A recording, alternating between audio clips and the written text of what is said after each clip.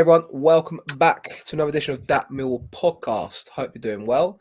Joining myself, Omer, I've got my regular co-host, Mr. Micky Simpson. Hello, guys. You all right? Yes, bruv, you? I've been better. Mill continuing to lose away from home. What's that? 12 games without a win now on the roads. Not great, is it, mate?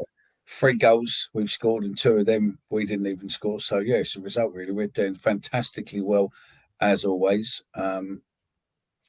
Yeah, well, we're no doubt we'll get into that in more depth in a bit, shall we?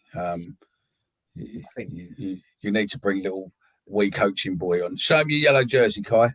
Nah, it's over there, mate. It's over there. I can't believe that now. We've also got Kai Bennett with us. Hello, mate. How are you? You all right? Yeah, I'm good, thank you, mate. Yeah, Wade Day Blues continue, don't they? So it's frustrating, but hopefully we can set the record straight on Wednesday night. Well, I bloody hope so. We're going to talk obviously about the game on Saturday against Blackburn Rovers, which saw we all lose 2-1. Random performance at the end. We'll talk about that in a bit more detail and what we thought of the day in general. And then we'll also talk about Wednesday night's game where we go up to the New York City Stadium. Is it still called New York City Stadium, Kai? Yeah, I think. You muted yourself whilst talking there. I don't know how you did that. Thank you very much. Thank you very much, Kai. That will be out on YouTube Shorts bloopers in a little while. So yeah, thanks, Kai, for that. See, I'm giving highlight reels. See, there you go. You are. Yeah. We'll go straight to part number 1 of the show anyway and talk all things Blackburn away.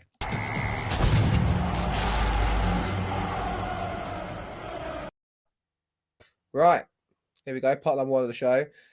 Kai, talk to me about Saturday, mate. Millwall lose 2-1 to Blackburn. An unchanged 11 for Millwall from the game against Blackpool. 2 weeks in international break. And not a lot to show for it, really, aside from a rally in 15, 20 minutes towards the end, pal. Disappointing away defeat once again. Yeah, no, definitely. I mean, it's difficult to talk about it because I think fair play to the 402 fans that went up there. That was a brilliant effort. 501? 406. 406. Oh, 406. I thought it was 402. Well, them extra 4 people, well played to all football. Everyone that went up there was obviously train strikes and that. So fair play. But no, not much to show for it on the pitch, was it? First half, we looked like we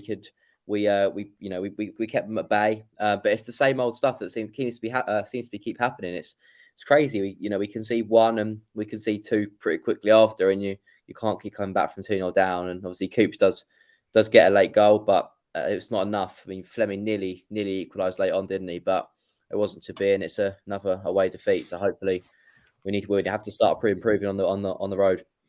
I think the nature of the defeat there's context to it. Another enforced error, another mistake, Mickey. Handed goal to Blackburn for the first goal. I mean, Creswell and Long mix up there. I don't know who to blame for that, to be honest. I think they're both just as culpable. I think probably Creswell gets the blame mostly, but shambles was the first goal to give away there in the second half, mate. Absolutely. I mean, realistically, you'd like to blame the keeper for not communicating that he was coming in for the ball.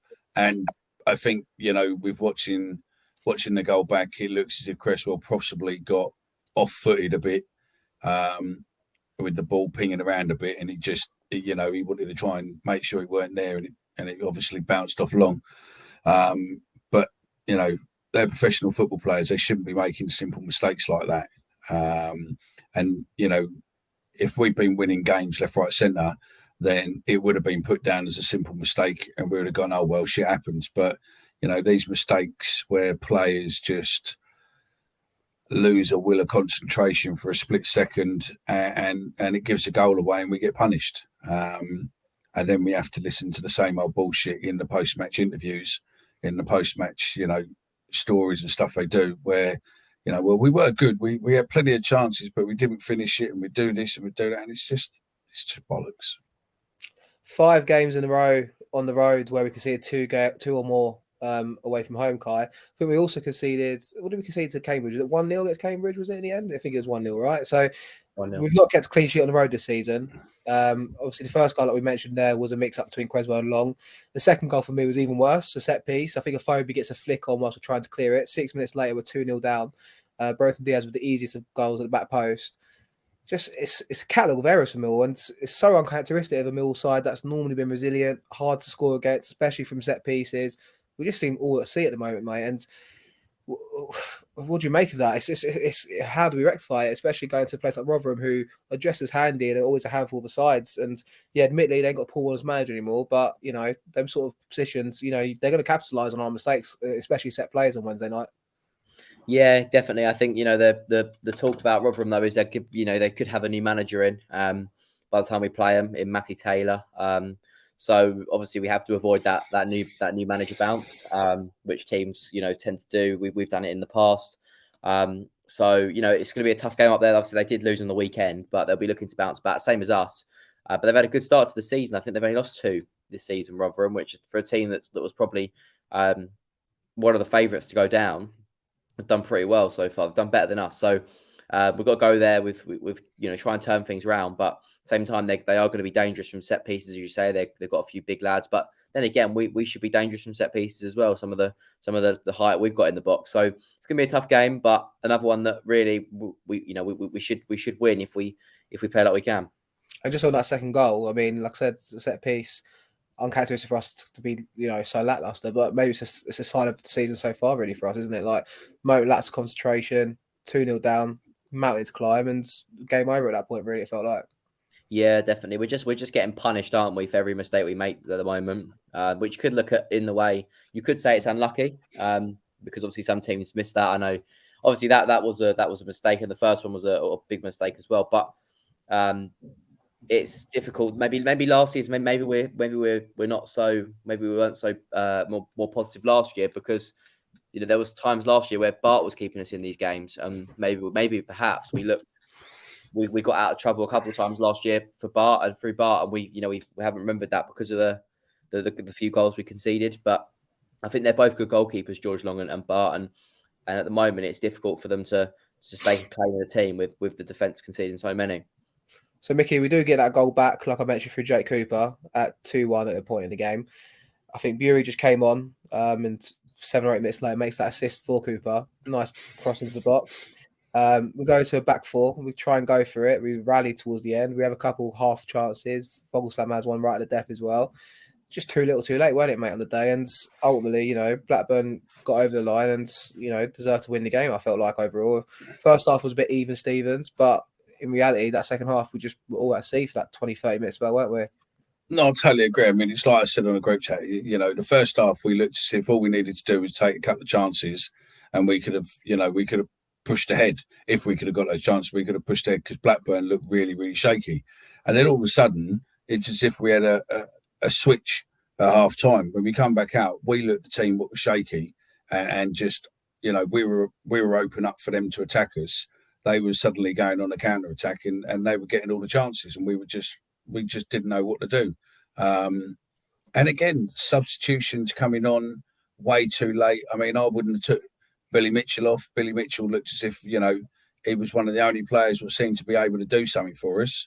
And then we take him off, bring on. You got Bradshaw on the bench. Why the fuck ain't Bradshaw playing with a phobie? Stick, you know, have these people up front and go for attack from the start. I mean, half those players on the bench, you would have probably had a couple of those on from the start as a proper 11. But I don't know what's going on there. I remember we'll come to it in a bit with the post-match comments from Barrett. But Bury is dangerous. You know, if you let him get in that space, he is dangerous. He can upset teams and create things, and I just don't know why he's not starting more games. It's 2 wins in 7 for Millwall, 5 defeats to back that up as well. What's it going to take to turn this around, Kai? What is the? I mean, it's $1 million question at the moment for Gary Rowett, I'm sure. I mean, you know, it's how do you turn around the slump? We've made some changes to the side.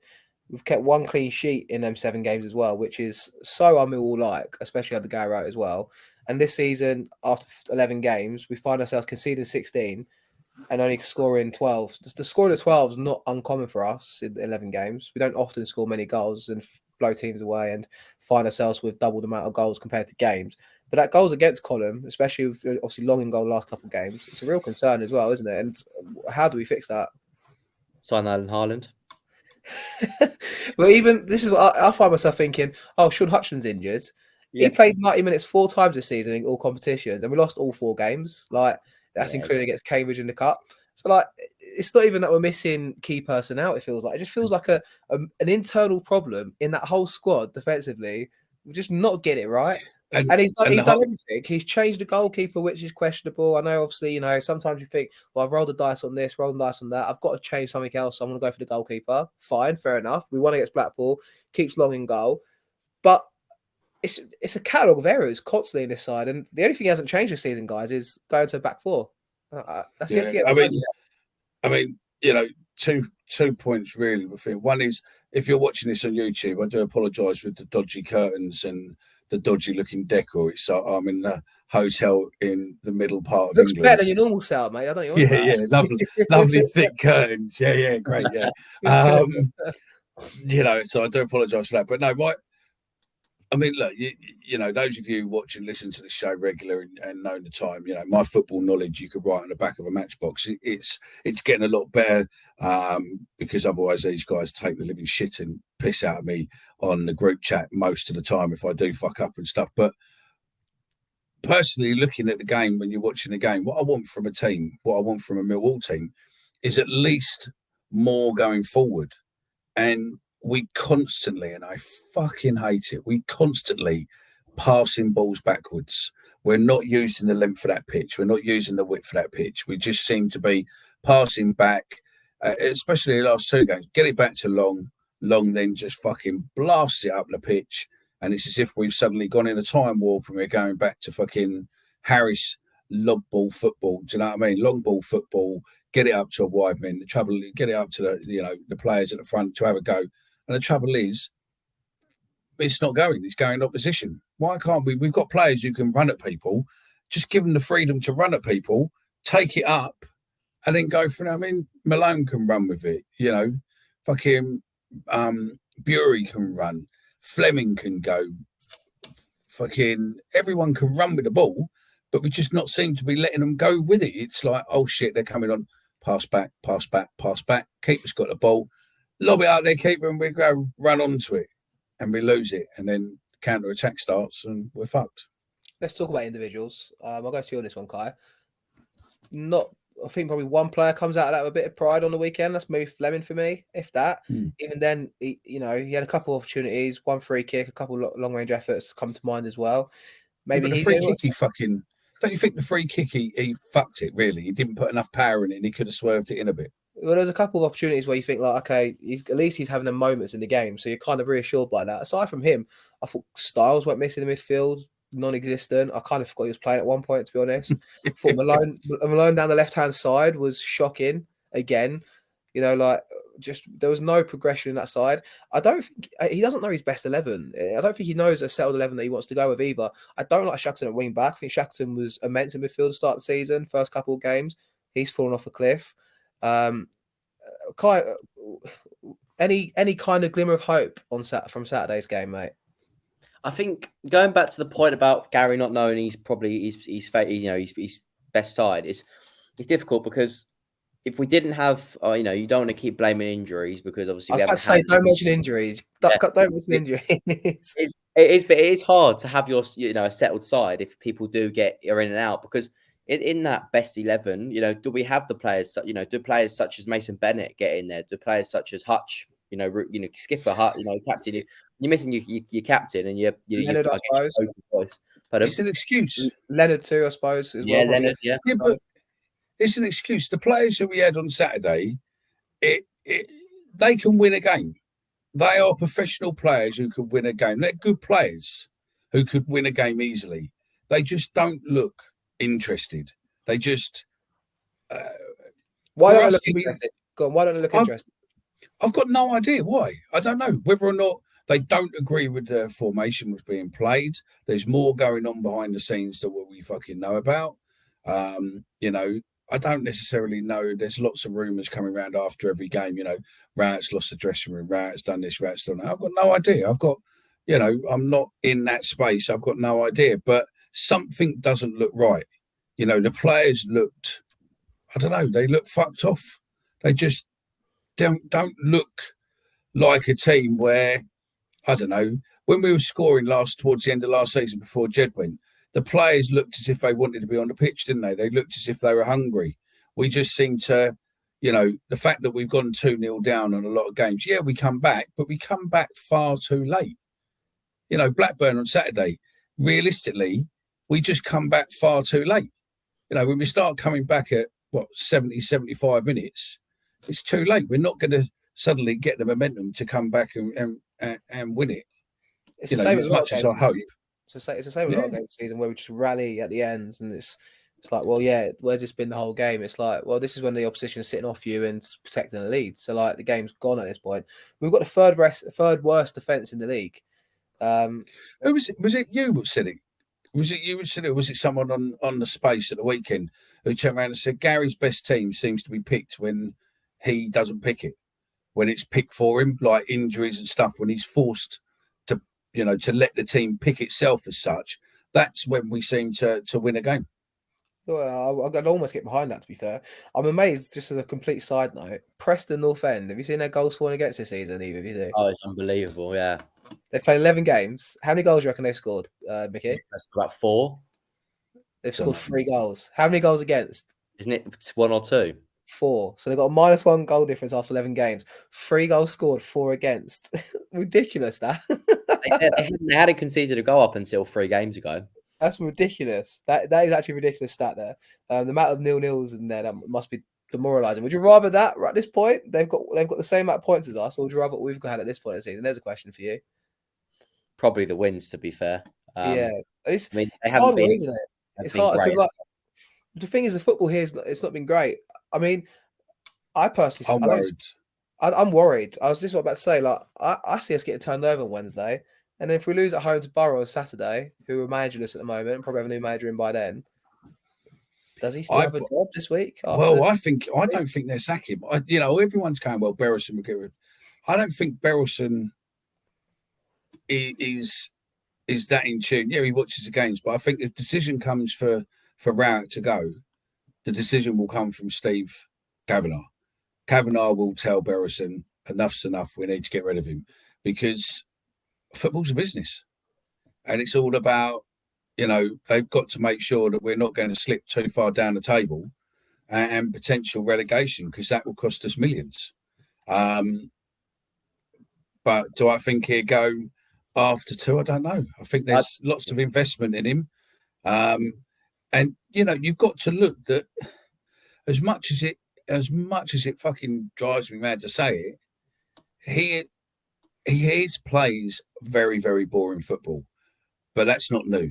He played it at Derby, he played it at Birmingham, he's played it at Stoke, he's played it everywhere he's gone. And his win ratios are always around 38, 40% across, the average across he's done. He's never renowned for scoring goals. I think since he's been in charge here, we've scored 174 and about 161 against. So it's always been that way. But he keeps us as, we are an established championship team. Are we established championship team that's going backwards though? This is the point. Well, this is it. We're going backwards. Like, okay, it's only 11 games into the season, but this is the point where the season starts to take shape. Admittedly, if we won on Saturday, we might have been sitting in 10th place in the league, or maybe 11th. So like, then we're like, well, that's kind of where we want to be, or minimum expectations where we want to be anyway. So it is too early to say how the season shapes up. However, I think the fans will take the decision out of the club's hands by Saturday if we get beat comfortably by Middlesbrough and we lose on Wednesday night. I agree with to an extent, but I remember when we had Steve Lomas in charge and we played Borough at home and we lost 2-0 maybe, I feel like, and we tried a back 5 maybe, and we lost 2-0. And after the game, they're outside the reception protesting against him. But that was Lomas, and his reputation preceded himself with his history and what he did as a player, who played for, obviously. But I do think, and especially the fans turning against the manager on Saturday as well, you could evidently hear it. I didn't go to the game, but I could hear it on the feed watching iFollow.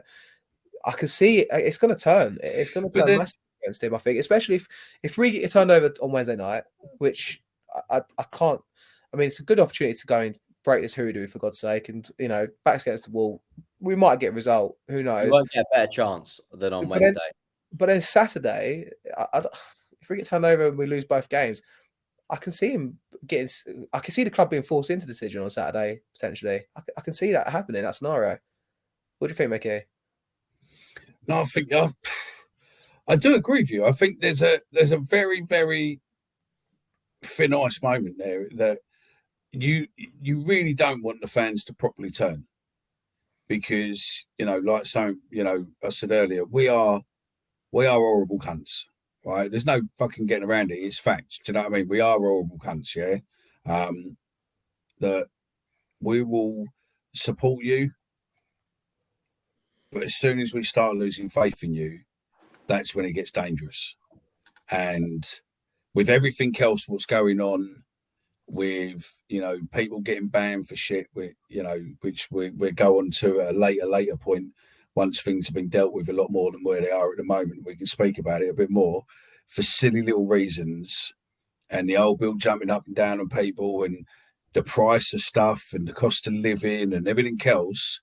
You've suddenly got a powder keg waiting to go bang, and that's the problem you've got, is that literally everything's going to add up, where as soon as fans stop going to games and going, fuck it, I'm not going, what's the point? It's shit, I'm not going to pay the money to go see them, and the club starts getting an impact that way, and they start turning and booing and fucking giving him shit when he walks into the car park, and they're having to give him security and everything else, the writing's on the wall then. It's literally, the fans have already had pops at, Kavanagh throughout the last year over certain bits and pieces and all that. You're suddenly, it's a dangerous situation potentially. What could go bang?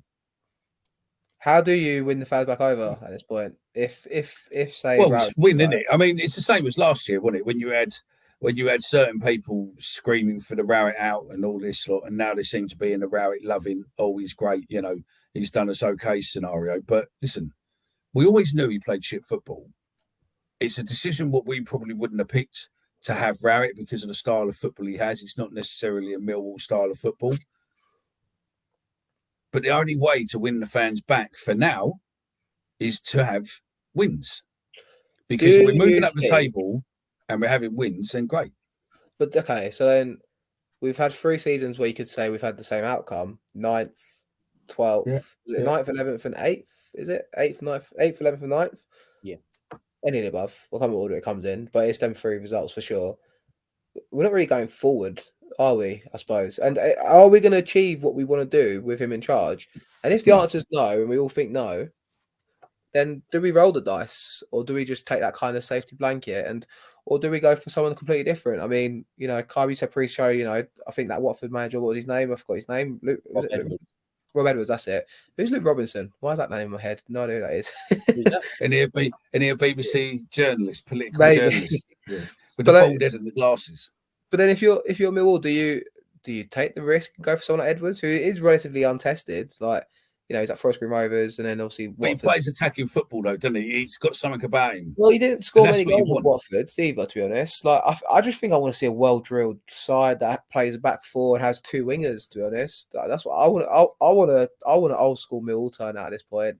I wouldn't have Harris back, by the way. It's not me saying this, but I want I want a manager a la Harris, where it's like 4-4-2. Just go back to any Millwall successful team has been in our lifetime, which we've always studied and always said it. Has 2 wingers, 2 forwards, and goes for it and tries to get the fans off their seat and get them excited. You don't really get excited watching this Millwall team. And I can't remember last time. When was the last time I walked away from Millwall thinking, "Fuck me, what a win, what a performance"? Maybe I'd say Stoke on the opening day. Stoke on the opening day. Stoke were poor though. Stoke were really poor, and we capitalised. It was a nice win. What was the game where was it Huddersfield's? When was that one? Last year. On Sky, we could have scored about 6 or 7 if it wasn't. That's the only time. And before that, I'd probably say Nottingham Forest away before COVID. Yeah. I'm like off my seat going, fuck me, what performance today. How about at home? Yeah, I suppose so. But people were already relegated at that point, right? Barnsley. Oh, I don't know. Maybe. When Danny scored his 2 goals. Yeah, there's a few far in between, in my opinion. Am I wrong? This is like this. No, you're right. I think you're totally right. I don't think there's not been, even the Blackpool win. 1-0 up, 1-1, go off to booze at half time. at a 1-1, which is like crazy in itself, but it's a sign of where we are at the moment. And then it's like, well, get these fans on side, play football that we associate with. I understand what he's trying to do. It's the modern way of playing football. Have three central defenders. Our defenders can't play with the ball at their feet. Why are you giving Jake Cooper the ball and asking him to do like? Don't even start me off about the whole start of the game on Saturday where Cooper's running up from the goal from the kickoff. What's that about? Did any of you two notice that? What's that? At the start of the game, Yeah. I shit you not, we had kickoff. Cooper then proceeds to run forward like the target man. Did you not see this? Am I the only one that witnessed this? Well, honestly, if you can watch back the game, watch the first minute of the game. We have the kickoff, goes back to defence, and Cooper's bombing forward like he's Matt Smith. I'm not even joking. Watch it back. I'm like, well, that's what we worked on for 2 weeks at fucking Calmer Road. It was ridiculous. Oh, is that what you mean by when you text now? You went, is that what? Yeah, I understand. Honestly, like, what is he doing? It's literally like we're sending him forward as like a player B. I was thinking, is he playing up front today? What is it? I just think we're desperate. I think the Rat's desperate. Millwall. I saw the other earlier on today, which I think is spot on. I would play Creswell and Cooper up front. They're the fucking only seem to be the cunts what can score in a minute. Oh God, Mickey. Do you know what I mean? Do you know what I mean? Cresswell's a leading goal scorer. Cooper, I think, scored 2 and 3 this season so far. So yeah, how about the Swansea defenders? Can we have them up top as well? Yeah, exactly. Do you know what I mean? Yeah. The thing what gets me right is that okay, we're shit, right, and we know we're shit. We can all see what's the problem. We can all see what we need to do. We can all see how we should be playing. We can see when we need to make substitutes, who we need to leave on and do. He keeps taking players off. We go, okay, fine. He's got the stats and he might be running out, burning and all that. We'll take that into consideration. But come out and at least do an honest press conference, for fuck's sake, rather than coming out and going, I mean, does Barrett really understand what he's been watching the last few weeks? Bury's coming in to be a good player. He just needs to get a bit more consistency. Well, really sorry. I've got no football knowledge, Barrett. But play the fucking cunt more, and then if fucking have consistency, you fucking bald-headed prick. It's simple, isn't it? Do you know the irony of that statement. Reminds me of Bournemouth away, Mickey. Huh? Yeah. No. But am I wrong? I'm with you though, mate. I'm with you. I agree. Why are we not playing? So my whole point though, like there's nothing exciting about that 11 on Saturday apart from Stephen Fleming. There's no excitement in that Mill side, and we're playing players like we done the right wing back. For me, he's best in midfield. Get him the ball. But I don't think you're shoehorning all these players into the side now, and it's like Styles, is he a midfielder? Is he left wing back? Is he a master? Is he a jack of all trades, master of none? When you play him left wing back, at least he seems more alive. And the other thing that I've got with it is that Fleming when he joined on his interview, I like to play number 10 position, just behind the front attackers and all that. Okay, yeah, no worries, right? You can go back there, or you can go fucking over there. Not the position where you've told us you can play. You've told us where you like playing. It's as if Gary Rowett's gone around the team and gone, right, okay, no worries. Who are you?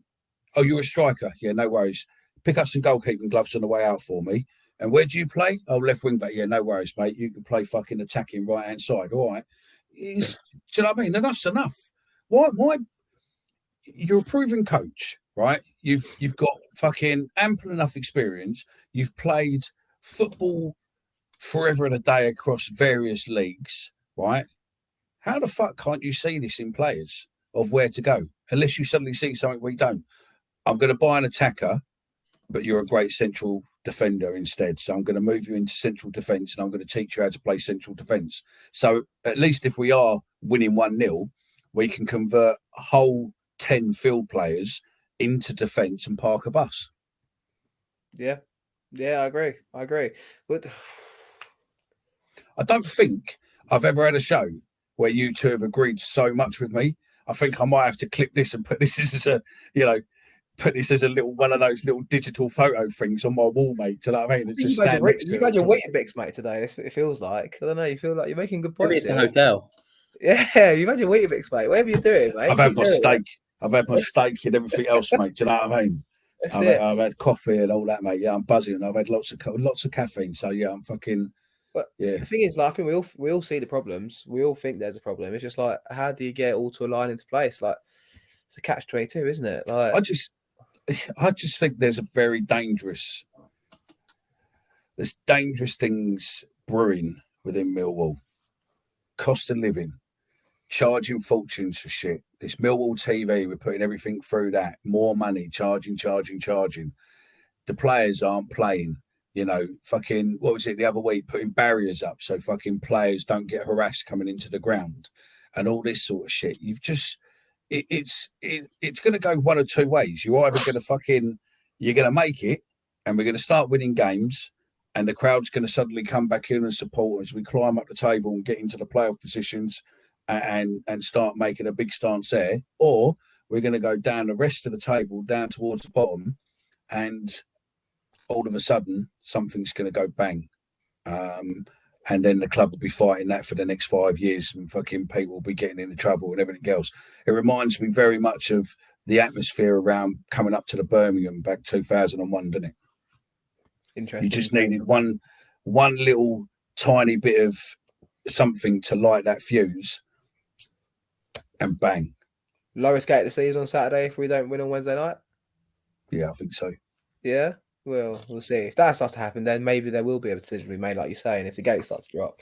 I'll tell you what, we'll end up part 1 here. Part number 2 will come back, talk a bit about Rotherham on Wednesday, but more so we'll say what kind of 11 we want to play on Wednesday night. So we'll leave that there. Come back to part number 2 right after this.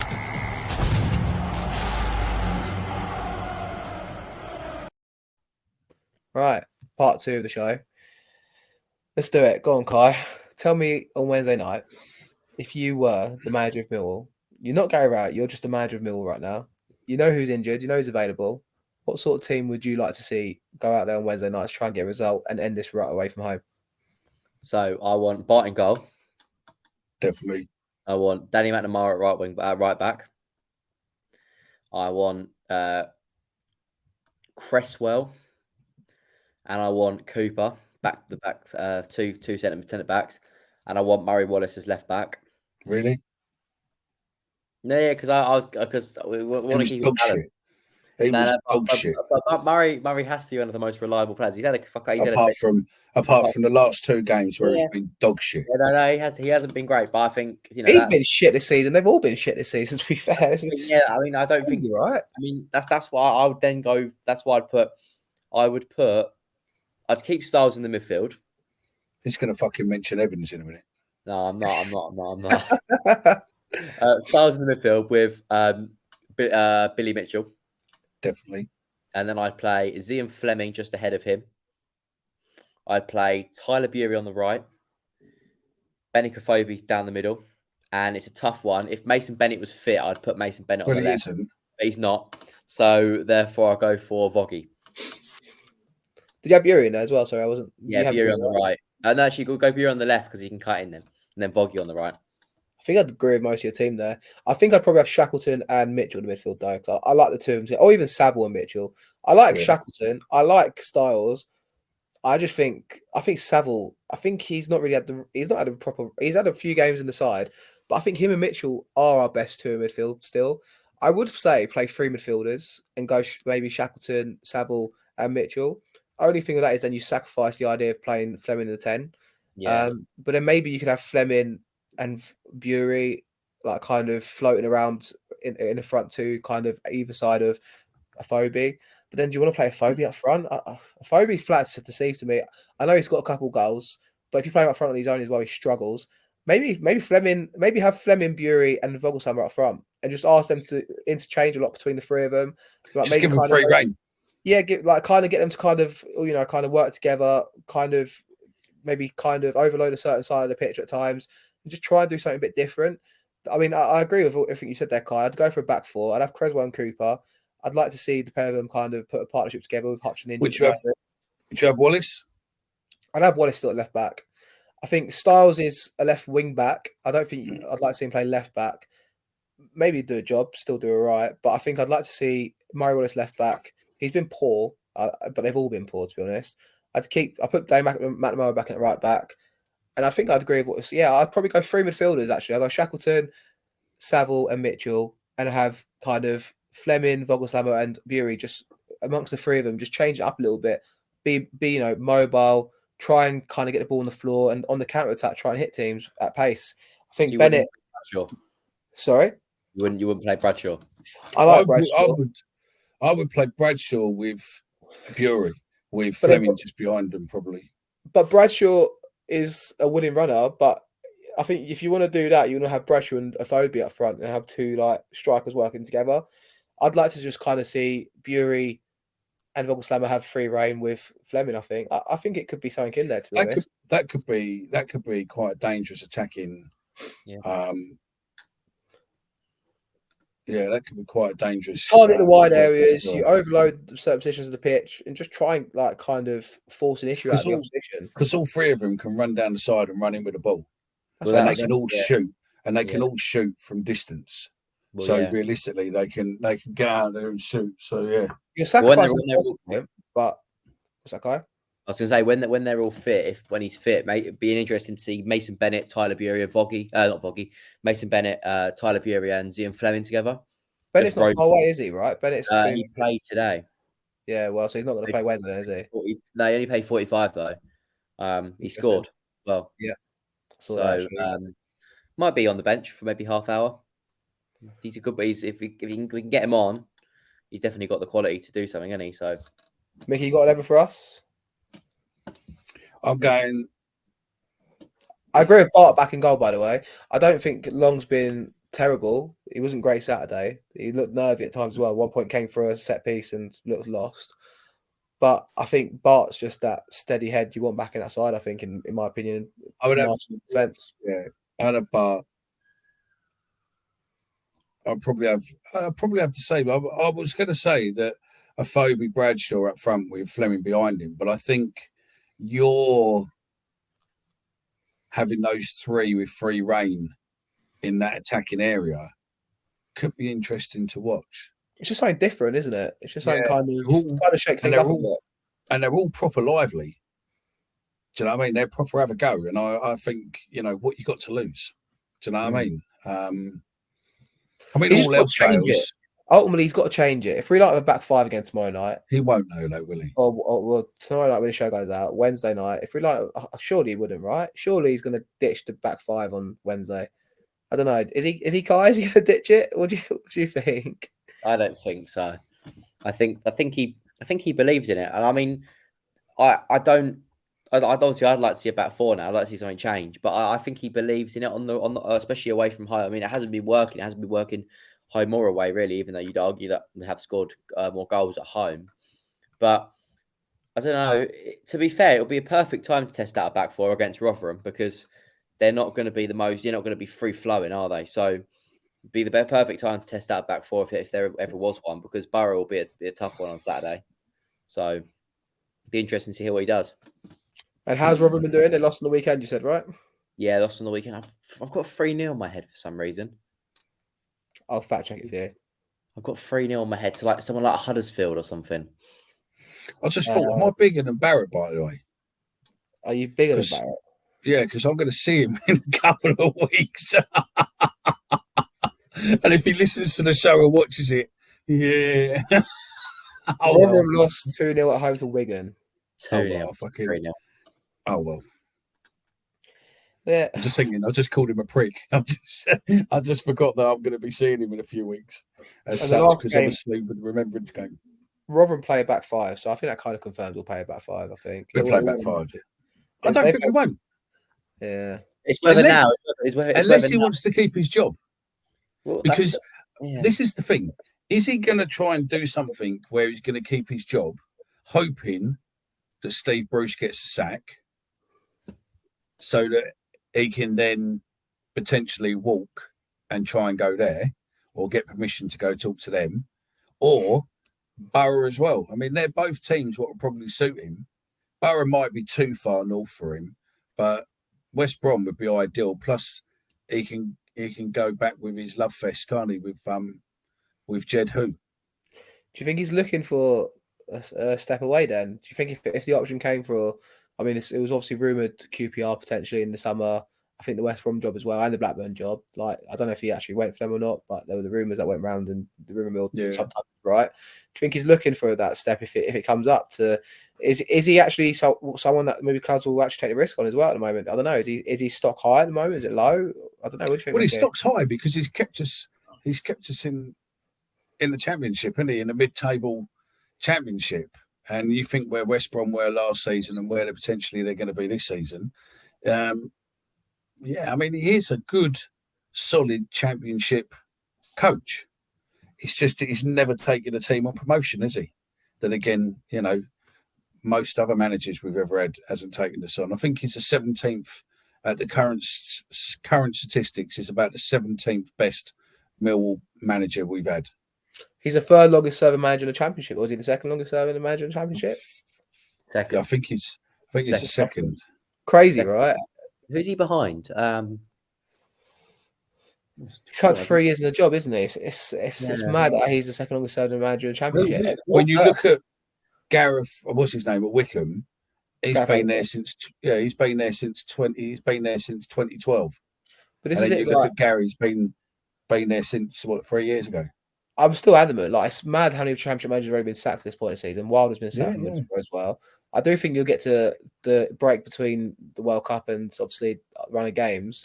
You will see managers get sacked left, right, and centre still. So there will be a merry-go-round coming, and he might get a job elsewhere. Who knows? Maybe that might be on his mind.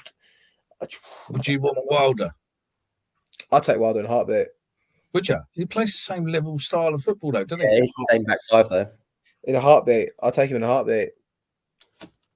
I would, honestly. And I know Middlesbrough's not gone well for him, but I do think Millwall is more like a Sheffield United sort of club. The fans are quite similar.